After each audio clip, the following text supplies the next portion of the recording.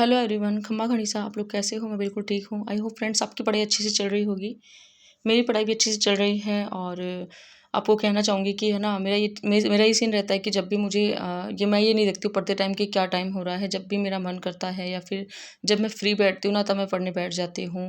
मेरा कोई टाइमिंग नहीं रहता है कि हाँ इस वक्त से मुझे पढ़ना है। हाँ, जो मॉर्निंग वाला टाइम रहता है ना, वो तो मुझे बिल्कुल फिक्स रहता है मेरा कि मुझे 9:15 9:30 बज जाते हैं। लेकिन और उसके बाद में जो भी मेरा टाइमिंग होता है ना, उसका कोई फिक्स नहीं है।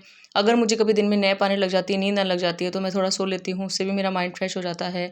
और दोपहर का जो टाइम होता है ना गर्मियों के अंदर, वो अलग सा ही टाइम होता है, थोड़ा सा अजीब सा। उनमें पता नहीं क्यों ऐसा आलस टाइप का सा आता है और पढ़ते पढ़ते हम बहुत ज़्यादा बोर भी हो जाते हैं दिन में। और सुबह का जो टाइम होता है मॉर्निंग में, वो बहुत अच्छा टाइम होता है। उनमें हमें कम समय में ज़्यादा याद होता है। और दोपहर वाला टाइम अगर आपको मैं बताऊँ तो उसमें मैं मेरा बता रही हूँ आपको, हर किसी एस्पिरेंट की स्ट्रेटेजी अलग होती है, पढ़ने का तरीका अलग होता है, उनका माइंड को कितनी चीज़ें वो याद कर पाते हैं, उनको याद करने का तरीका अलग होता है। लेकिन आपको मैं मेरे बारे में बताऊँ ना, तो दोपहर का जो टाइम होता है उसमें पढ़ते भी है ना अगर हम, तो उसमें ज़्यादा टाइम देकर कम समय में मतलब कम चीज़ें याद हो पाती है। और शाम वाला टाइम होता है वो भी ठीक ठीक होता है। और सबसे बेस्ट टाइम लगता है मुझे सुबह का ही लगता है, मॉर्निंग में। इसीलिए मैंने सोचा था कि मेरे ब्लॉग जो है वो मैं शाम को ही अपलोड किया करूँगी, ताकि मेरा जो मॉर्निंग का टाइम है 1 घंटा और 1.5 घंटा वो बच सके और अपनी पढ़ाई को मैं दे सकूँ। और वैसे फ्रेंड्स हमें यही करना पड़ता है कि हमारे पास काम तो बहुत सारा होता है, लेकिन हमें अपना टाइम किस तरह से मैनेज करना है वो हम पर डिपेंड करता है। तो मुझे भी कहीं न कहीं लग रहा था कि हाँ, मेरा 1 डेढ़ घंटा ख़राब हो रहा है फ़ोन के चक्कर में। तो मैंने यही टाइम निकाला कि जो भी मुझे सही लगेगा टाइम, या फिर जिस टाइम मैं रेस्ट कर रही होंगी उस टाइम मैं अपना ब्लॉग वगैरह बनाऊँगी। और यही सही रहेगा हमारे लिए भी, क्योंकि पढ़ाई भी हमारे लिए उतना ही ज़रूरी है। और रही ब्लॉग की बात, तो बस मुझे ऐसे लगता है कि जब अगर मैं यूट्यूब पर अपने व्लॉग वगैरह अपलोड कर रही हूँ ना, तो मुझे इतना अच्छा फ़ील होता है। जैसे कि पहले मुझे बंद रूम में लगता था कि मैं सिर्फ़ खुद अकेली हूँ और फिर मतलब और मेरा समाज में मतलब कोई भी साथ देने वाला नहीं है। लेकिन अब मुझे लगता है कि हाँ, हम एस्पिरेंट की लाइफ़ है और मेरे जैसे स्ट्रगल करने वाले बहुत से लोग हैं। और जब आप लोग अच्छे-अच्छे कमेंट करते हो, तब भी पढ़ के बहुत अच्छा लगता है और मुझे लगता है कि कहीं न कहीं मैं अकेली नहीं हूँ। आप सब लोग मेरे साथ में हो, इसलिए मेरा मन करता है थोड़ा-सा वीडियो वगैरह बनाने का। बाकी इतना कुछ कंपल्सरी नहीं है कि हाँ, मैं बनाऊँ ही। लेकिन फिर भी कहीं न कहीं मुझे लगता है कि मैं आप लोगों से भी जुड़ी रहूँ और आप लोगों से भी मेरा जो व्यवहार है वो बना रहे और हम लोग अच्छे से पढ़ाई करते रहें।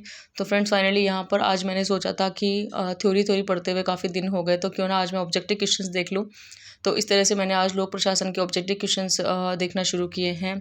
तो उसमें होता ये है कि हमें ना ऑब्जेक्टिव क्वेश्चंस को एक बार पढ़ लेते हैं तो हमें अच्छे से याद नहीं हो पाता है, क्योंकि उसमें बहुत सारी डेफिनेशंस आती है और बहुत सारी क्वेश्चंस होते हैं, बीच में से भी आते हैं चैप्टर के। अ, कोई सा भी क्वेश्चन कहीं से भी पूछ लेते हैं, तो हमें ऑब्जेक्टिव क्वेश्चंस को भी थोड़ा अधिक बार रिवीजन करना पड़ता है। ये मैं आपको अपना खुद का अनुभव बता रही हूँ। बाकी कईयों को 1-2 बार पढ़ने में भी याद हो जाता है अच्छे से। जिनकी थ्योरी अच्छे से होती है ना, उनको तो ऑब्जेक्टिव क्वेश्चंस ढंग से याद हो जाते हैं और वो अपने क्वेश्चंस अटेम्प्ट कर लेते हैं अच्छे से। लेकिन जिनको थ्योरी ढंग से याद नहीं होती है ना, फिर उनको थोड़ा-सा टाइम लग जाता है।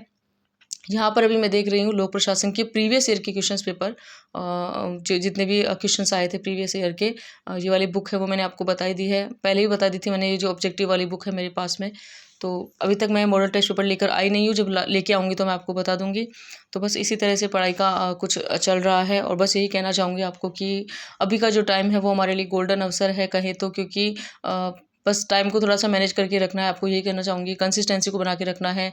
जिस तरह से हम डेली पढ़ाई करते हैं, और आपको अगर मैं मेरे बारे में कहूँ तो मैं डेली मेरी भी जो स्टडी होती है ना वो मैं डेली करती हूँ और घर में काम भी बहुत सारा रहता है। उसके बावजूद भी मैं पढ़ाई करना पसंद करती हूँ कि हाँ ठीक है, जैसा भी मुझे टाइम मिलेगा मैं अपना टाइम अपनी पढ़ाई को दूँगी इस तरह से। तो फ्रेंड्स सच कहूँ ना, जैसे-जैसे एग्ज़ाम पास में आते जा रहे हैं, आपको लग रहा होगा कि हाँ हमें ये भी याद करना है, ये भी याद करना है। लेकिन आपको कहना चाहूँगी, बिल्कुल तसल्ली से धैर्य बनाकर, संतोष रखकर अपने मन के अंदर हमें आराम से अपने टॉपिक को क्लियर करने हैं और हर एक टॉपिक को ढंग ढंग से पढ़ना। बस आपको ये कहना चाहूँगी मैं अभी भी। और जो भी ऑब्जेक्टिव क्वेश्चंस आप देखते हो, उनको अच्छे से आप देख लीजिए, क्योंकि ऑब्जेक्टिव क्वेश्चंस ये रहता है कि हमारा थोड़ा-सा जो हमें पता चल जाता है कि किस तरह के क्वेश्चंस पूछे जाते हैं। और अगर हम जब प्रीवियस ईयर के क्वेश्चन पेपर करते हैं ना, तब भी हमें थोड़ा-सा पता चल जाता है कि हाँ, इस तरह से आरपीसी क्वेश्चंस पूछ रही है। वैसे क्वेश्चन पूछने का जो तरीका है वो तो आपको अच्छे से पता ही है, किस तरह का पैटर्न आ रहा है एग्जाम में। तो बस पढ़ने की ज़रूरत हमें अच्छे से है, हर एक बात को समझना है, हर एक टॉपिक को समझना है।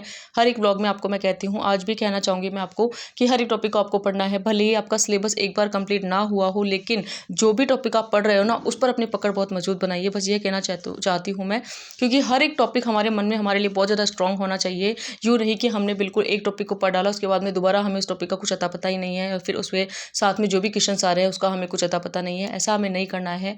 हर एक टॉपिक को हमें ध्यान से पढ़ना है और भले से हमारा सिलेबस धीरे-धीरे हो रहा हो, कोई दिक्कत की बात नहीं है। और बस आपको यही कहना चाहूँगी, जो स्ट्रॉन्ग पॉइंट जो आपका स्ट्रॉन्ग सब्जेक्ट है, उसको आप और ज़्यादा स्ट्रॉन्ग कीजिए, जो वीक सब्जेक्ट है उसको आप थोड़ा-सा स्ट्रॉन्ग बनाइए। बस यही आपको कहना चाहती हूँ, क्योंकि हमें दोनों पेपर को साथ लेकर चलना पड़ता है, बहुत सारी दिक्कतें आती हैं, बहुत सारा काम हमें सँभालना पड़ता है। हर वक़्त हमारे माइंड में रहता है कि हम ये काम करें, ये टॉपिक पढ़ें या इस सब्जेक्ट को क्लियर करें, लेकिन कोई ना, धीरे-धीरे सब एक चीज़ आसान होती जाएगी हमारे लिए। बस ज़रूरत है खुद पर थोड़ा-सा विश्वास करने की। क्योंकि फ्रेंड्स अभी जो टाइम चल रहा है ना, उस पर हमें खुद पर विश्वास रखना बहुत ज़्यादा ज़रूरी है। और कुछ एस्पिरेंट होते हैं जिनको अपनी बुक पर ही यकीन नहीं होता है, तो फिर उनकी कैसी तैयारी होगी। इसलिए आपको कहना चाहूँगी, जो मैटर आपके पास में है उसको अच्छे से हमें याद करना है। जो मैटर हम पढ़ रहे हैं वही हमारा सबसे बेस्ट है। इसी सोच के साथ में हमें पढ़ाई करते रहना है और एक ना एक दिन इसका 100% रिजल्ट जो है ना वो पॉजिटिव ही आएगा। इसी उम्मीद के साथ में आपको पढ़ते जाना है। मैं भी इसी उम्मीद के साथ ही पढ़ती हूँ। हमेशा मेरा मेरा जो माइंड रहता है ना वो पॉजिटिव ही रहता है। मैं नेगेटिविटी आने ही नहीं देती हूँ अपने माइंड में, और ये बहुत अच्छी बात है मेरे लिए। ज़रूर बताना आपका सिलेबस कितना हो चुका है और आप एक दिन में कितने टॉपिक क्लियर करते हो, मुझे भी कमेंट करके आप ज़रूर बताना। जब भी आपने मुझसे पूछा है, मैंने हर एक बात का जवाब दिया है, तो मैं भी आपसे पूछना चाहती हूँ कि कितने टॉपिक आप मैनेज करके चलते हो सकता है मुझे भी कुछ आपसे सीखने को मिले, क्योंकि एज ए एस्पिरेंट मैं भी आपसे पूछना चाहती हूँ। और सबसे बड़ी बात ये है कि बस हमें कुछ ना कुछ पढ़ते रहना है, इस तरह से टाइम को थोड़ा ख़राब नहीं करना है, बस मैनेज करके चलना है। तो फ्रेंड्स फाइनली आज हो चुके हैं नवरात्रे और माता रानी की जोत वगैरह मैंने की है और कन्याओं वगैरह को आज जिमाया है, तो थोड़ा-सा सुबह का जो टाइम था वो थोड़ा-सा मैंने सुबह वाले टाइम नहीं पढ़ पाई हूँ आज मैं, क्योंकि मैंने पढ़ाई वगैरह को थोड़ा-सा अवॉइड किया सुबह, क्योंकि कन्याओं के लिए मुझे मैंने 9 नवरात्रे किए थे, इसलिए कन्या माता को भोजन वगैरह कराना भी ज़रूरी था। तो फ्रेंड्स मिलते हैं किसी नेक्स्ट व्लॉग में। Thanks for watching.